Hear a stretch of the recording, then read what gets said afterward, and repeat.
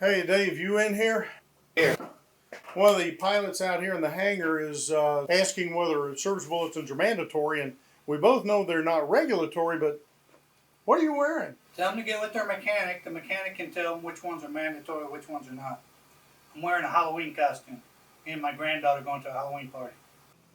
Okay, well, I'll look it up online. Let's talk about service bulletins next on 57 Seconds to Safer Flying.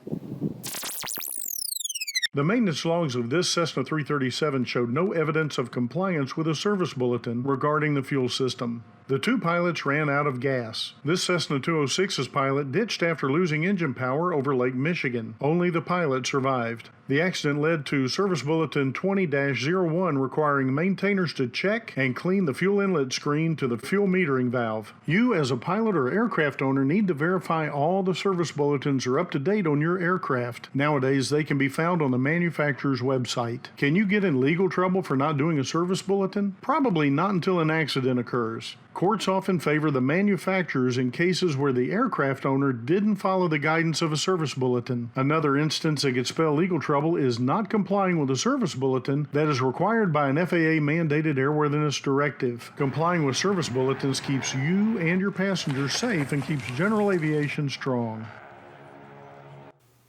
You know, Dave, until looking at this, I didn't know that some service bulletins are considered mandatory by the manufacturer.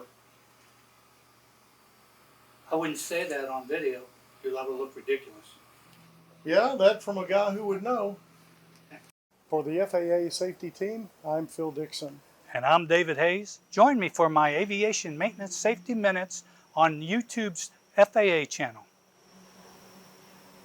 That's a keeper. All right, so I'm going to look at it. I'm working way too hard.